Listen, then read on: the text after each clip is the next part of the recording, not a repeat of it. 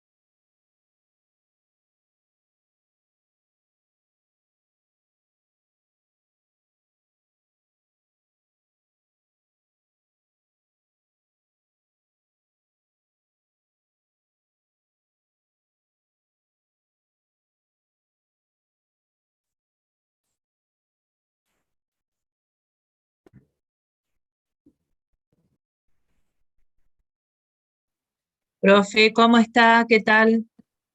Buen día, ¿cómo están? Bien, ¿anda mejor usted? Sí, sí, sí, sí, sí, sí, sí, sí. Sí. No me alegro. Y dígame, ya que tenemos unos segundos a lo mejor Sí, para intercambiar, sí. ¿hay alguna novedad con respecto a la cátedra? Porque los compañeros siempre reclaman que necesitan los que trabajan Los de día teóricos. para... Ajá. ¿Habrá algo? Estamos trabajando en eso. Nos va a llevar un poquitito más de tiempo, pero estamos trabajando en este tema. Eh, bueno, después del... Nahuel, si vos tenés unos minutitos después del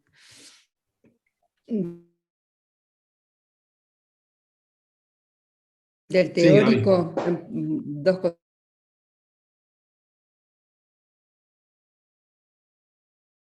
cositas el tema, y la gestión también está trabajando en el tema.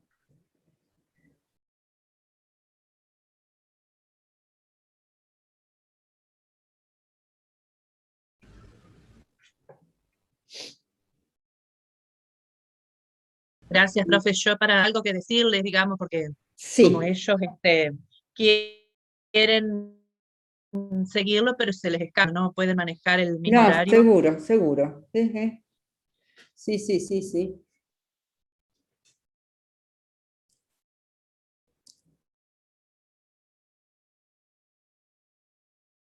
Sí.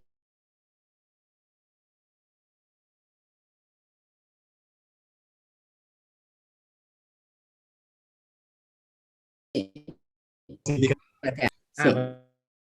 Bueno, bárbaro. ¿Alguna buena noticia entonces Sí, sí, para no, transmitirles? va a haber solución para este año, sí.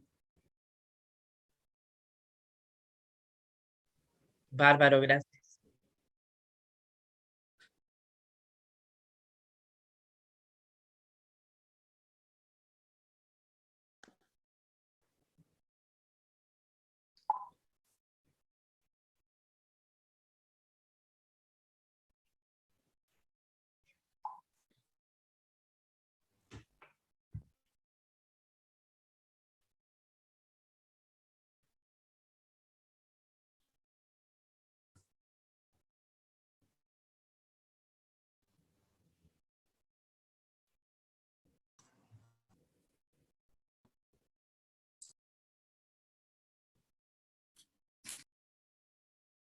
Hay mucha gente que dice que no escucha bien.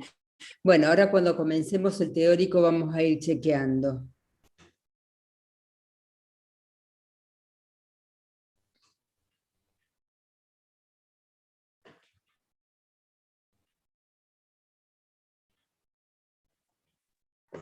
Recién hace 2 segundos, Gaby, sí se te entrecortó, pero ahora Ah, no, por lo menos. bueno. Bueno, ahora vengo, un minutito.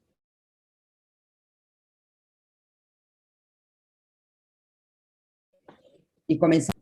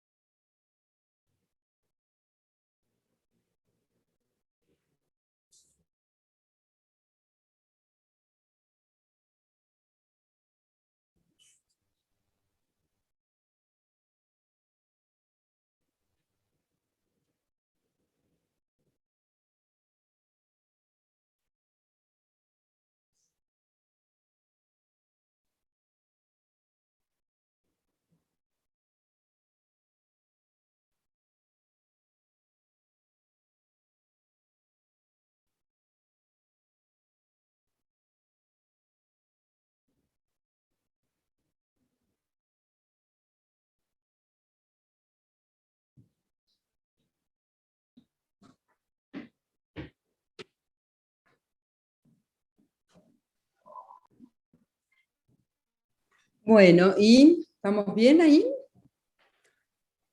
Vos decime cuándo te parece que arranque, Nahuel. Mira, Gaby, estamos en 208 alumnos, participantes en total, o sea que más o menos el número siempre es de 250. Ya Bueno, estamos. vale, esperamos un ratito. Dale.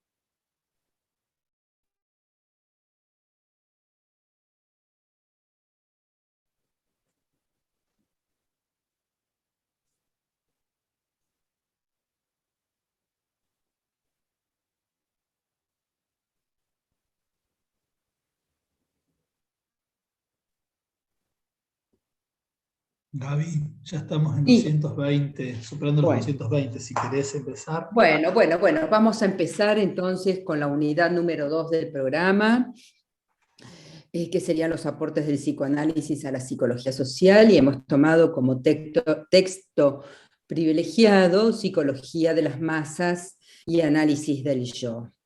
Sabemos bien que este texto forma parte de lo que se conoce como los textos sociales escritos por Freud, ¿no? Junto a Totem y Tabú, junto al malestar en la cultura, el porvenir de una ilusión, y Moisés y la religión monoteísta, ¿no?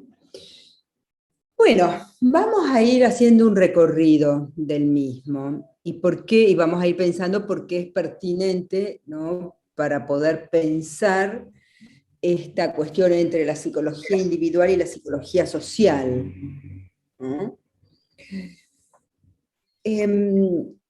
Ya en la introducción, Freud nos va a decir que no puede pensarse, que la psicología no puede pensarse sin la interacción de un otro.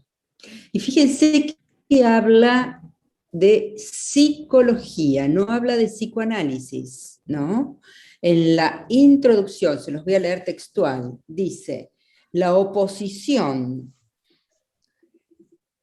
entre psicología individual y psicología social, o de masas, esperen que lo alcanzo a leer ahí, o de masas, que a primera vista quizás nos parezca sustancial, pierde buena parte de su nitidez si se la considera más a fondo. Dice: es verdad que la psicología individual se ciñe al ser humano singular y estudia los caminos por los cuales busca alcanzar la satisfacción de sus mociones pulsionales, pero solo rara vez, bajo determinadas condiciones de excepción, puede prescindir de los vínculos de este individuo con los otros. En la vida anímica del individuo, el otro cuenta con total regularidad, como modelo, como objeto, como auxiliar y como enemigo. Y por eso, desde el comienzo mismo, la psicología individual es simultáneamente psicología social, en este sentido más lato, pero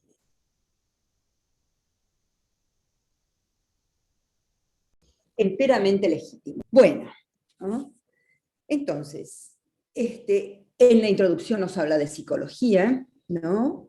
Y cómo la psicología no puede pensarse sin la interacción de un otro.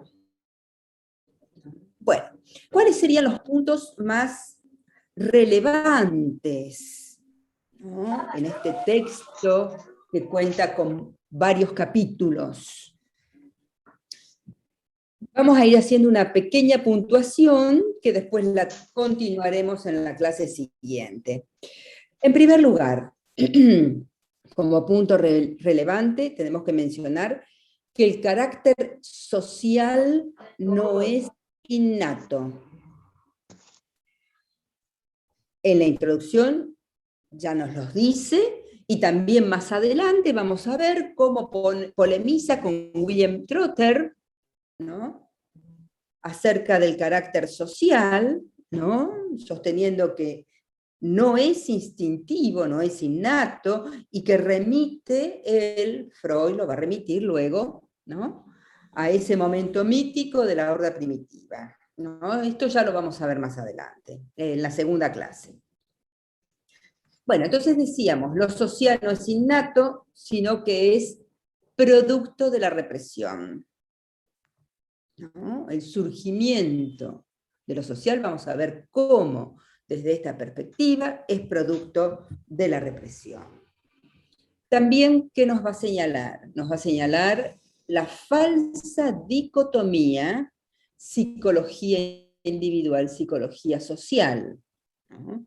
No solo los fenómenos de masa son fenómenos sociales, sino también lo es, por ejemplo, la relación del niño con su madre.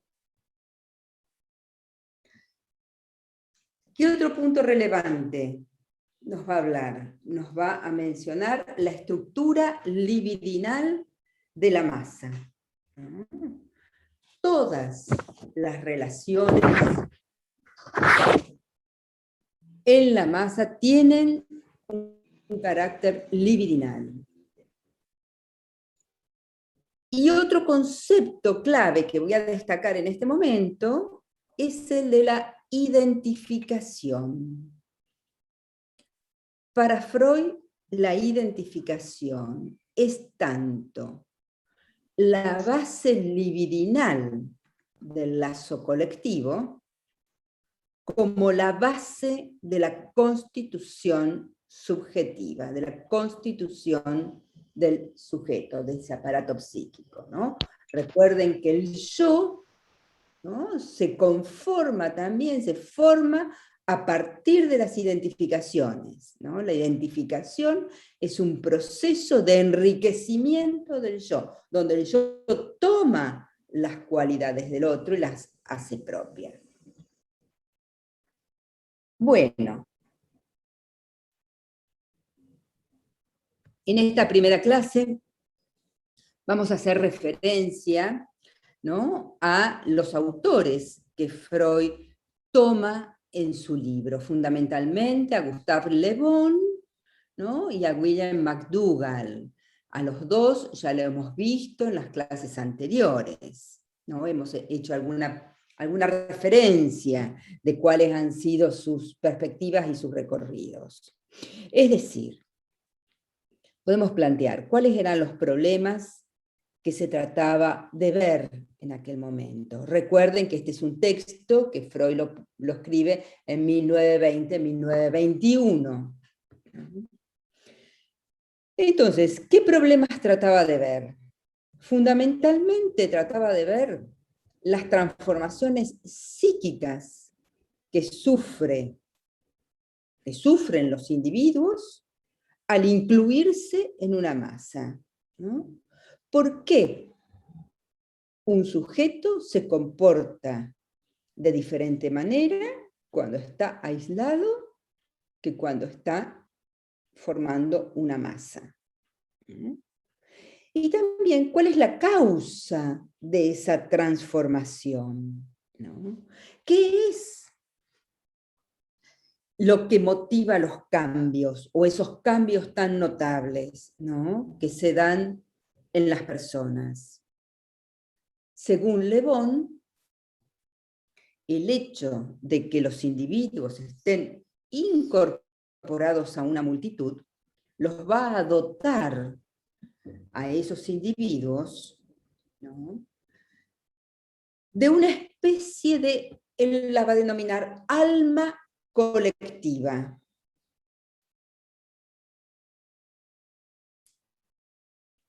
Esta alma colectiva, según Le Bon, hace sentir, pensar y obrar de manera muy diferente de cómo sentiría, pensaría o obraría aisladamente.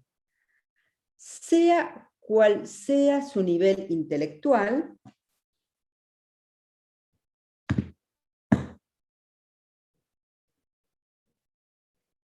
sus ocupaciones, su modo de pensar, su inteligencia, etc.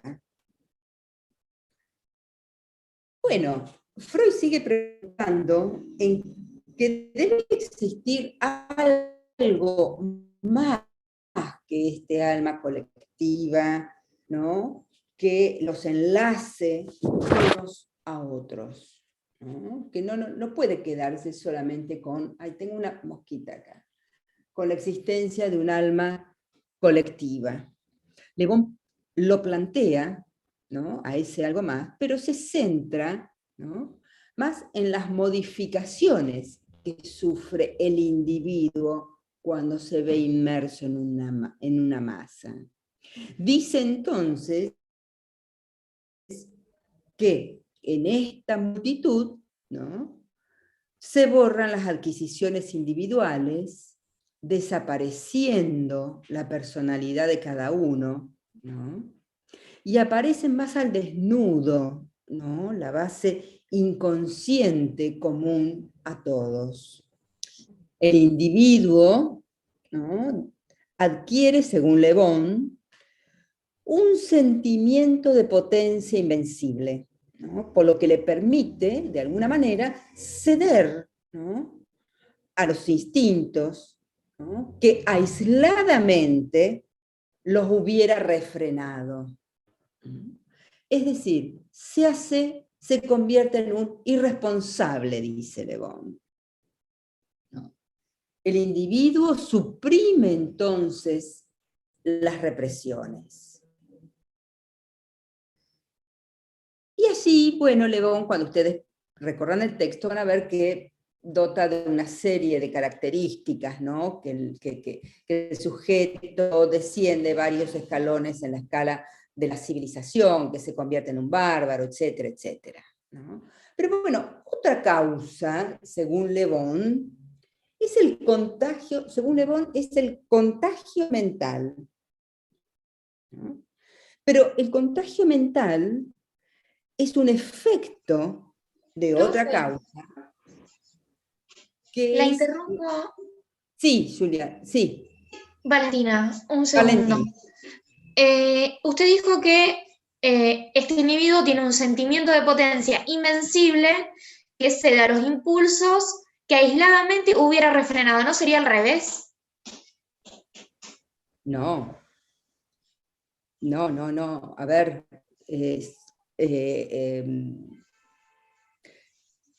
el individuo inmerso en una masa cede a sus impulsos, no acota sus impulsos, no refrena sus impulsos. Los impulsos los refrena cuando está solo, de manera aislada, cuando se ve inmerso en una masa, justamente por ese sentimiento de potencia invencible que otorga la masa, es una de las causas de la transformación del sujeto en la misma. Es como que pierde un poco la conciencia, sería. Exactamente, por eso aparece lo más inconsciente, lo más primitivo, ¿no?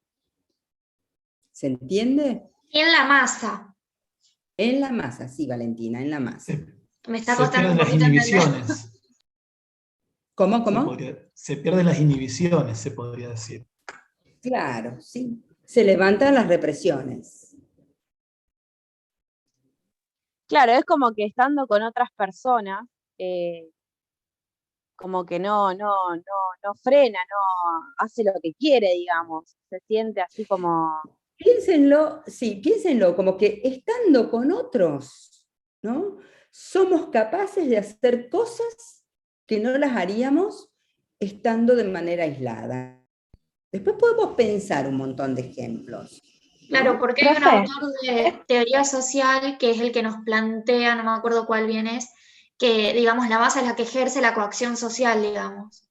O sea, como que coacciona al individuo en su actuar. Sí.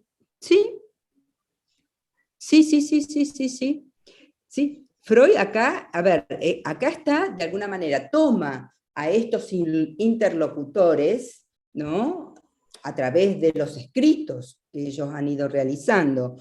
Lo toma a Le Bon, lo toma a McDougall y lo toma a Trotter. Estos tres autores habían realizado publicaciones acerca del fenómeno de masas. Es más, el texto de Le Bon se convirtió en lo que hoy sería un bestseller, ¿no? Hubo una gran difusión, ¿no? También hubo acontecimientos sociales y políticos que llevan a Freud a poder pensar en estas transformaciones. Voy a mencionar la Primera Guerra Mundial, la Revolución Rusa y el perfilamiento del nacionalsocialismo en Alemania, ¿no?, los inicios del nacionalsocialismo, ¿no? También tenemos que recordar en clases anteriores habíamos comentado que, bueno, a partir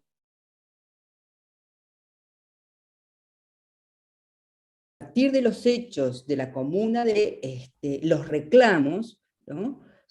Y de la Revolución Francesa, aparece un nuevo poder, ¿no? Un poder respecto del cual el político de la época tenía que saber, en todo caso, manejarse, ¿no? Tenía que, a ver, no sé si había formación para eso, pero saber manejarse porque era un poder nuevo, ¿no? Justamente la Revolución Francesa marca un quiebre, ¿no? Con respecto de, bueno, la libertad de expresión, ¿no? Libertad, fraternidad, solidaridad, ¿no? Igualdad, igualdad, igualdad. Marca allí un quiebre respecto del orden social previo a la revolución. A partir de que la multitud sale a la calle, ya no hay un retorno, ¿no? a estas otras formas sociales. Bueno, todos estos autores han escrito acerca de este nuevo poder, ¿no? El poder de las multitudes. Y lo que observan, en todo caso, es que un sujeto inmerso en una multitud, inmerso en una masa, realiza actos, cosas, ¿no? Pensamientos que estando solos no los haría, no los expresaría.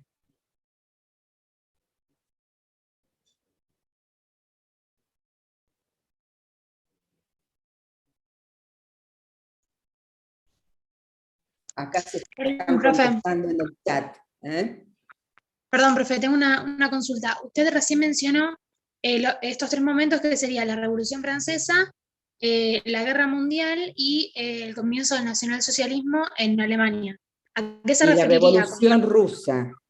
La Revolución Rusa. ¿Y a qué se referiría con estos tres momentos? Que fueron grandes movimientos de masa. Es decir, el hombre fue a la guerra, ¿no? A la Primera Guerra Mundial, no por, en todo caso, un movimiento de masa revolucionario. Fue porque los gobiernos dictan la guerra. Pero bueno, fueron, y eso también es estudiado, ¿no? Y cómo, inmerso en una masa, se comportan de manera muy diferente como lo harían individualmente, ¿no? Después, más adelante, vamos a ver cómo Freud toma la iglesia y el ejército como ejemplo de las instituciones representativas de la época, ¿no? Para poder analizar estas masas artificiales. Pero bueno, y ahí habla también sobre la doble ligazón, y pone de ejemplo al ejército y a la iglesia. Sí, ya vamos a llegar a ese punto, sí. Lo que me interesa ahora es que puedan pensar que Le Bon, ¿no?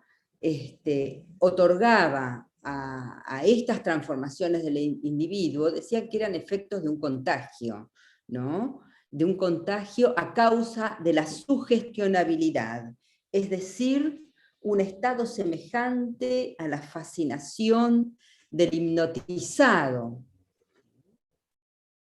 Le Bon decía, la personalidad consciente desaparece, ¿no? La voluntad y el discernimiento quedan abolidos. Tal es el comportamiento de ese individuo en la masa.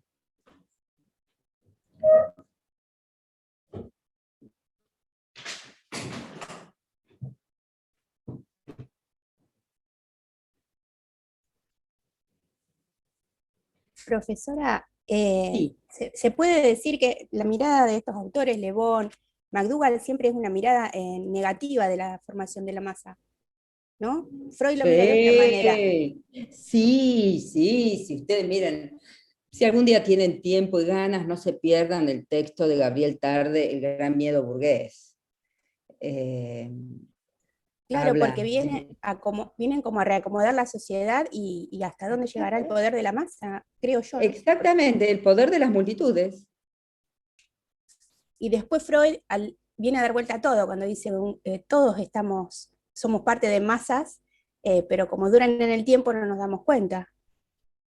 Sí, no es que da vuelta a todo, él reformula, él dice, bueno, Le Bon, lo que usted dice, como que dijera, bueno, Le Bon, lo que usted dice, sí, pero es como que fuera un observador externo donde usted ve esas manifestaciones fenomenológicas que ocurren en una masa. Ahora, lo que usted dice no alcanza a explicar tales transformaciones. No Profe, puedo quedarme con la sugestión, ¿no?, como causa de la transformación del individuo en una masa. Sí. ¿Vos, Alejo, querías preguntar algo? No, sí, digamos, Le Bon lo que hace más que nada es una descripción. Sí, una descripción, pero cuidado, hace una descripción, pero él dice, la masa los dota de un alma colectiva, y este alma colectiva se forma a partir del contagio, pero el contagio no es la única causa, sino la sugestionabilidad, ¿no? Entonces es la misma relación del hipnotizado con el hipnotizador. Y no se va a quedar ahí, porque si no también va a decir, bueno, pero el individuo desciende en la multitud, varios escalones en la escala de la civilización, va a decir que tiene la crueldad, la ferocidad de los primitivos o de los multitud, es impulsiva, ¿no? Y se deja guiar por lo inconsciente, que carece de sentido crítico, ¿no? Y que todos los residuos de épocas primitivas, latentes en el individuo, despiertan y buscan su libre satisfacción.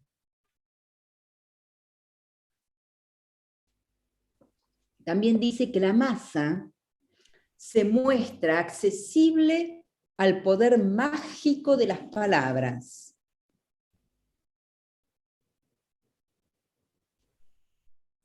Pero, bueno, hay masas que tienen conductores, ¿no? Bueno, ¿qué nos va a decir de estos conductores, de estos directores, ¿no?, de estas multitudes? Entonces, sobre los directores de multitudes nos dice que deberían hallarse fascinado por la fe en una idea, ¿no? El director tiene que tener fe en su idea, ¿no?, para hacer surgir la fe en la multitud. Y la multitud se comporta como un dócil rebaño. Bueno, ahora con la pandemia podemos repensar algunas cuestiones, ¿no? Pero hasta hace algunos años atrás, un par de años atrás, veíamos el fenómeno del Padre Ignacio acá en Rosario. Tenía fe y hace surgir la fe en la multitud, ¿no? Bueno, a estas ideas o directores, Le Bon le atribuye un poder misomina prestigio, ¿no? Le Bon dice que el conductor, el director, ¿no?, tiene un poder, ¿no?, que es el prestigio. Que este prestigio adquirido tonal, ¿no? El prestigio adquirido puede darse por su riqueza, por su nombre, por su formación, o personal, ¿no?, como si poseyera un don especial, un carisma, ¿no? Profe, Sí, ¿puede ser que Freud le haga una crítica a Le Bon con esto de que cuando dice que el actuar, como que actúa la masa, pero no lo explica, como que se necesita de un amo la masa necesita como de un amo que lo dirija, ¿puede ser? sí, sí, Ah, sí, sí, sí, sí, sí, sí, sí. Hasta ahora estamos viendo qué es lo que dice Le Bon, ¿no? Bueno, entonces podemos decir que Le Bon se está refiriendo a masas pasajeras, a masas constituidas rápidamente por un interés común.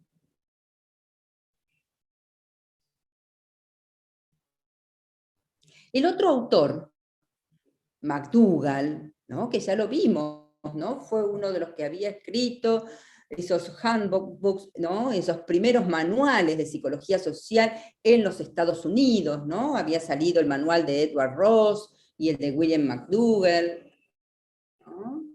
Bueno, McDougall introduce, ¿no?, al estudio de las masas el factor organización.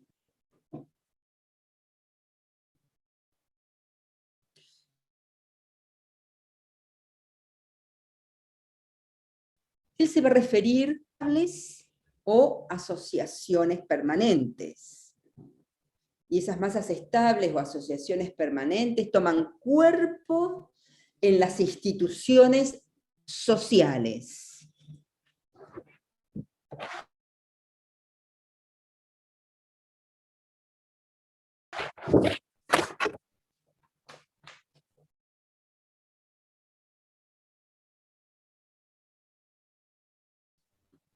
La absorción del individuo a la masa por el principio de inducción directa, es decir, por el predominio de los afectos.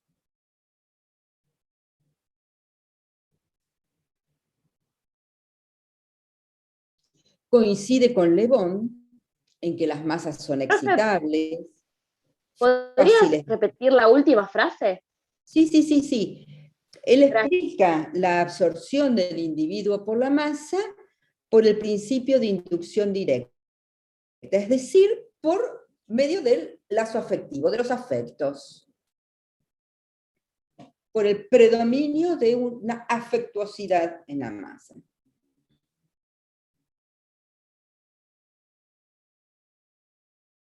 Entonces, coincide en que las masas, por supuesto, son excitables, fáciles de sugestionar, que se comporta como un niño maleducado o como un salvaje apasionado. Coinciden esas descripciones que realizaba Le Bon, ¿no?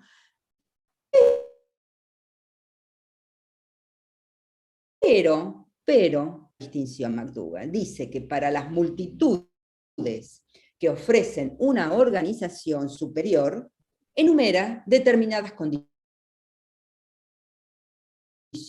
¿no? Que son 5 condiciones que enumera, ¿no?, a esas masas organizadas.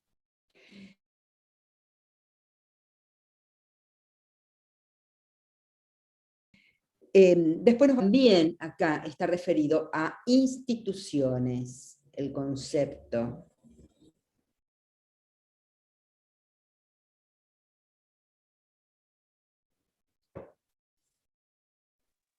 Profe, un ejemplo así de masa organizada en cuanto a organización e institución. ¿Podría ser la iglesia, por ejemplo? La iglesia y el ejército eran las dos instituciones propias de aquella época. Hoy tenemos más instituciones, ¿no?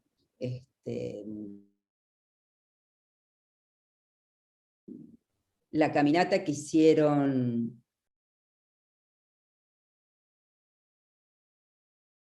el día, ¿no?, en Buenos Aires, ¿no?, hacia el Ministerio de Desarrollo Social. Ahí hay una masa organizada.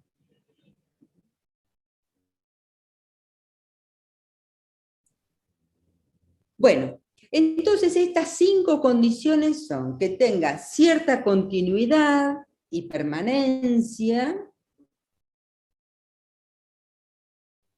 que cada uno de los individuos se haya formado una determinada idea de la función y las actividades, ¿no?, de los mismos.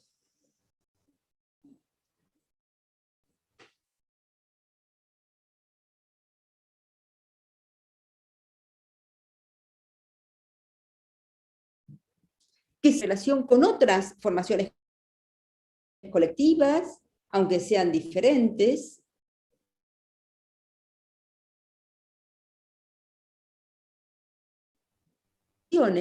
Usos, costumbres, relaciones relativas a los vínculos entre los miembros entre sí, y que posea, el quinto ítem sería que posea una organización que se manifieste en la diferenciación de actividades.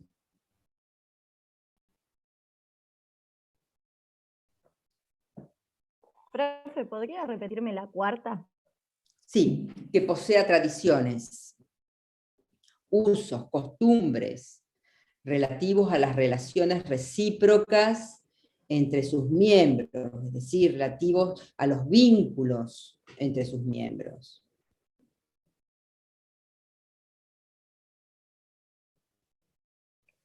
Profe, ¿puedes repetir la última condición?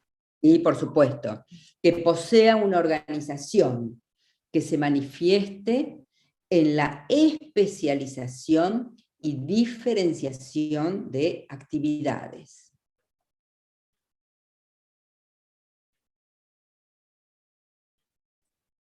Profe, perdón, ¿y la primera? La primera, que tengan continuidad y permanencia. Esto lo van a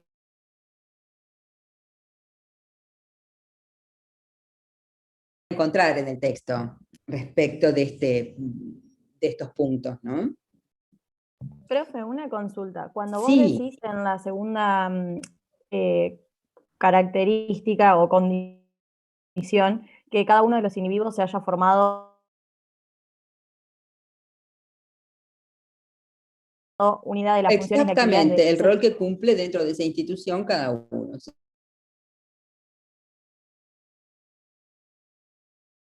Sí. O de esa formación, ¿no? Y eso es reconocer el lugar propio y el del otro.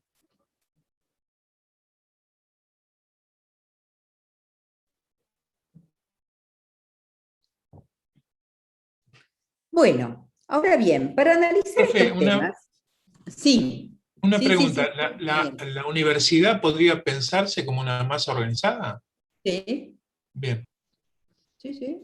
Según McDougall, sí. Sí. Ahora bien, para analizar estos temas, Freud va a tomar un concepto de su práctica clínica, ¿no?, de su desarrollo teórico. Entonces, decimos que las masas se reúnen por diferentes motivos. Se pueden reunir por interés, por necesidad, por diversión, por reclamos, ¿no? Pero eso es lo que convoca a la gente a reunirse, a los individuos a reunirse.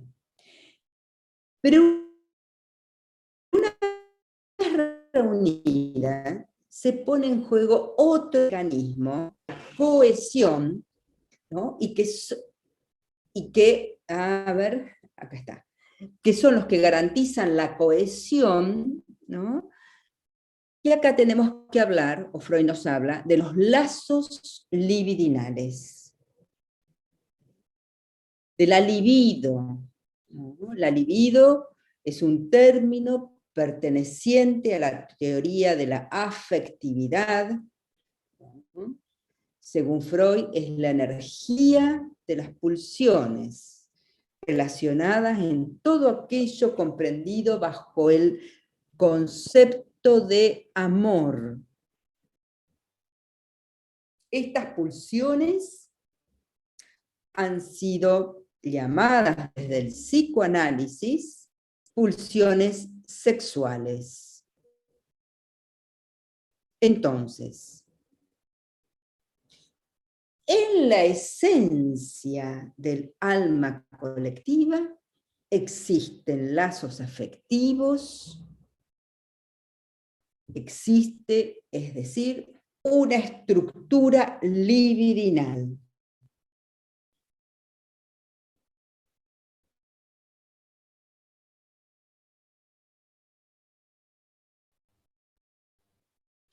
Bien, y Freud también nos revela otro tipo de enlaces afectivos, ¿no? Que son las identificaciones. La identificación como el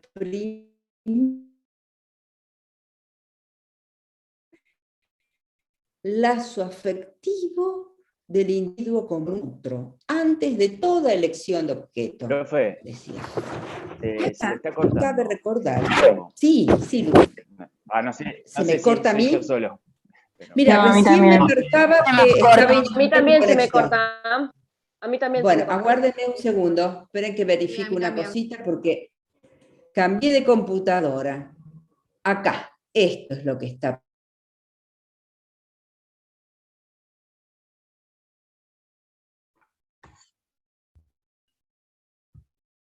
Va. Ahí estamos. Déjeme verificar. Ahí se escucha bien, profe.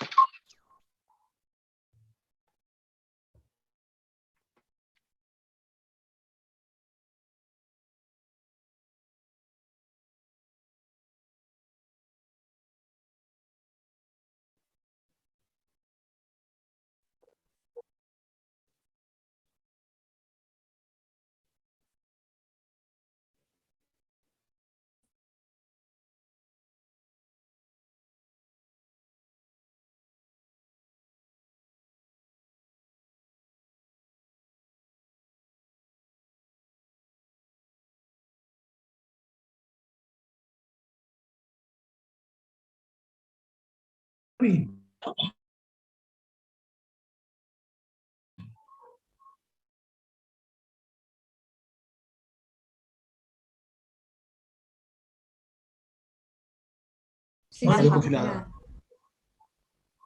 Debe haber cambiado la red de Wi-Fi y se le debe haber caído, así que ya va a estar por ingresar seguramente. Y no, yo tampoco la veo.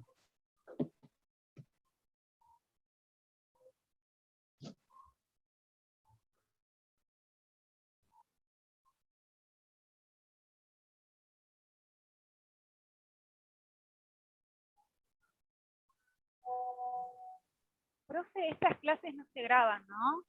No. Gracias.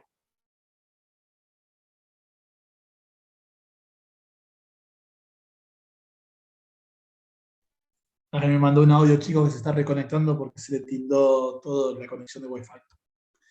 No, recuerden que en su momento en el primer teórico dijo la profesora que los teóricos no se grababan por cuestiones. No me acuerdo cuál es porque yo no estuve con ella, pero bueno. Sí, yo sí me acuerdo, ¿sabés para qué? Si me permitís. Es para favorecer a que nombren ese otro profesor de teórico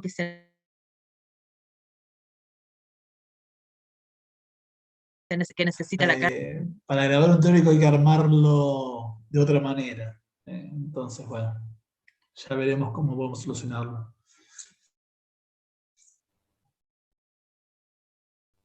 Bien, ahí entra.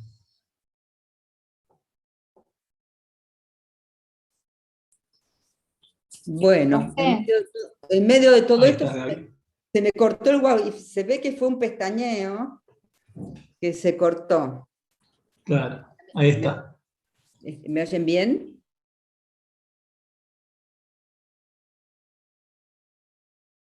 Sí. Retomar un poco, ¿no? Que Freud planteaba que está bien, las masas se reúnen por diferentes motivos, pero esos diferentes motivos serían aquello que convoca a la masa. Ahora, ¿qué es lo que hace que esos lazos sean permanentes o que sean duraderos o que se sostengan en un lapso de tiempo? Entonces va a hablar de los lazos libidinales, es decir, la masa va a tener una estructura libidinal, ¿no? Habíamos definido la libido, ¿no?, como estas pulsiones, ¿no?, sexuales. Entonces, la esencia del alma colectiva, en la esencia del alma colectiva, existen lazos afectivos o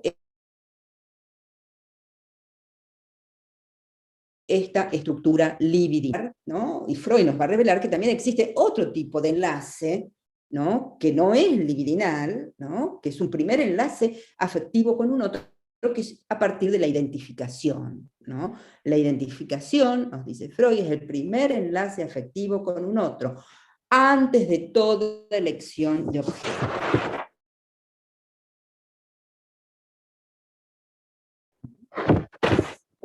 De la existencia de un ideal. Ahora, acá voy a hacer un pequeño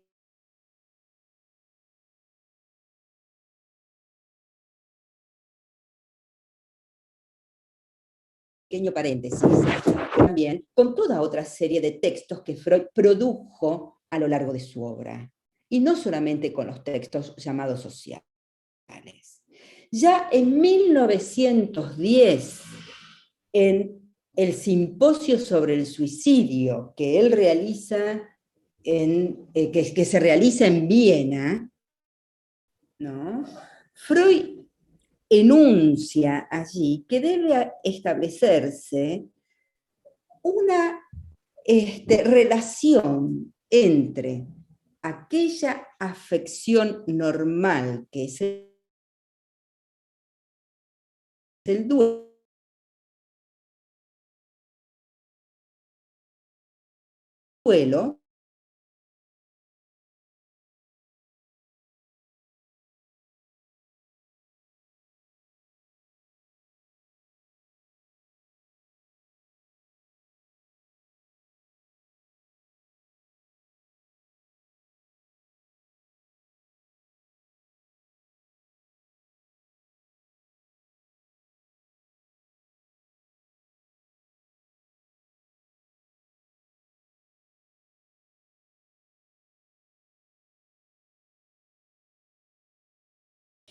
vuelve a traerlo en Psicología de las Masas y termina conceptualizándolo en 1923 en el texto El yo y el ello, donde ya nos plantea, en todo caso, ¿no?, que es el super yo el que contiene al ideal, ¿no?, en esa segunda tópica, esa tópica de frontera, contiene al ideal. Entonces, haciendo una breve síntesis, hablamos de la identificación como lazo afectivo, pero la identificación de la mano de una instancia crítica que la comienza a perfilar en 1910, en ese simposio sobre el suicidio, nos la 1914, en duda como una instancia que observa permanentemente al yo. Esa instancia crítica ya la denomina ideal del yo, pero también con este sesgo, con esta característica de observación, ¿no?, y de contener los ideales, aquello a lo cual el yo aspira, y termina de conceptualizarlo en 1923, el ello, ¿no?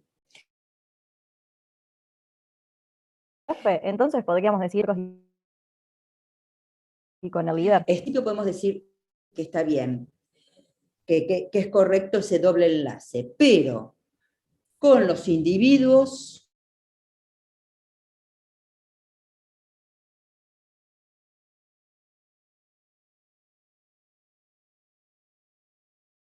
va a tener un... a ir bien. Justo antes de avanzar tengo una duda con respecto, no sé si se me escucha bien. ¿Se me escucha bien? Sí, Pedro. Una duda con respecto a cómo pensamos nosotros a estas categorías conceptuales como que menciona Freud,